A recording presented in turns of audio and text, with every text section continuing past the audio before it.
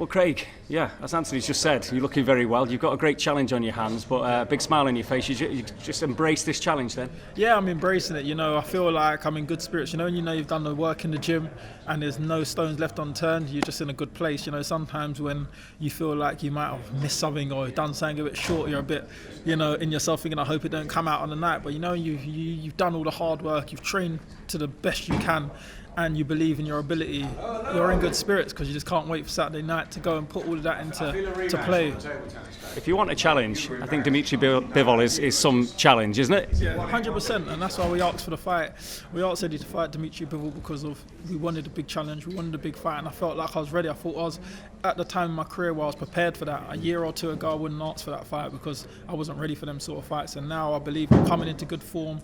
My strength is there, my skills there, my IQ. I understand myself. I've done enough camps to understand what's right and what's wrong, and I'm ready to step up and challenge myself now.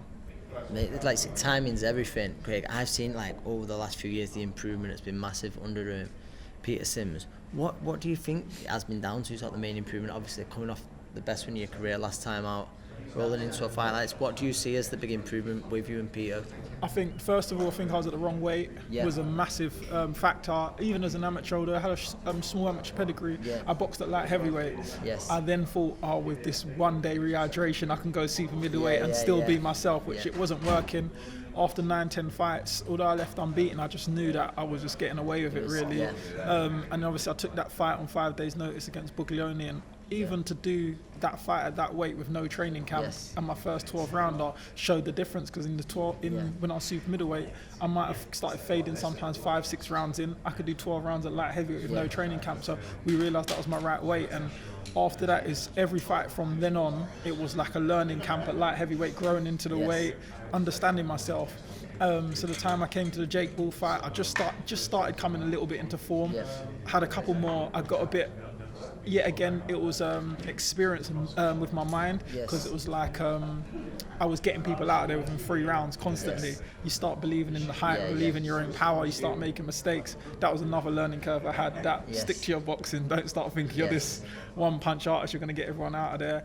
And then I went through the form, and the time I boxed for the British title, everything I believed and fought and I put into camp all came to light. It was like, everything, all the pieces of the puzzles together, and I was in the gym, I've been performing in the gym as well as now on the lights, and I felt now I need to step up, because I know myself as well. Every time I box someone I know I can beat, I don't perform, I have flat performances, and every time I have a step up fight is the times when I perform.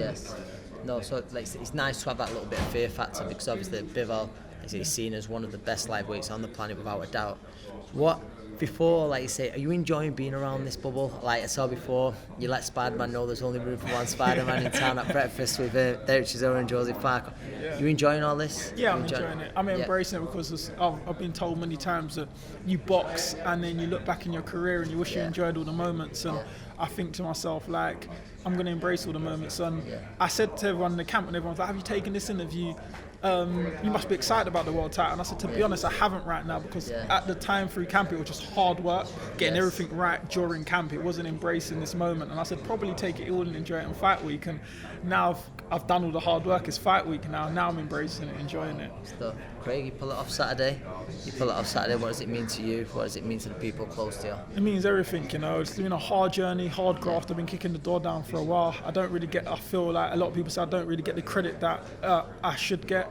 And I believe that a lot of times when I fight a lot of these guys, even the unbeaten guys, domestic and stuff, after I beat them, they discredit them. And I believe that beating a guy like Dmitry Bivol will give me the credit I deserve and put me in a position in my career I'd like to be.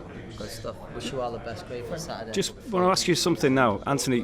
When people wrote you off before you went in against Lomachenko, I mean, what advice would you give to Craig when again, it's a similar task in some ways in people's eyes, that you're going in with this fearsome guy, just like Anthony did with Lomachenko. What would you tell Craig now? No, I wasn't successful in any kind of way with that. That's what I mean. So in hindsight, Craig sounds in a great place. Like you say, it's more like you and Peter will have your game plan. You stick to that plan. You don't come away with that. And I think for me, it's having that ability do you know, in there if things aren't going your way, because he will have his moments. You think he will have his moments. It's sticking to that plan, sticking to the plan that he's set out. I was gonna say, I remember I watched you box. What was his name? Was it Barroso? Barroso, yes, that guy was the monster at the time, and everyone was like writing Crowder off to say, "Oh no, this guy is gonna blow him out." And I remember watching. I remember him sticking to the game plan, staying tight, sticking to his game plan, tucking up, waiting for him to burn out, and he executed the game plan even when the guys on top of him. He never panicked, stuck to his game plan.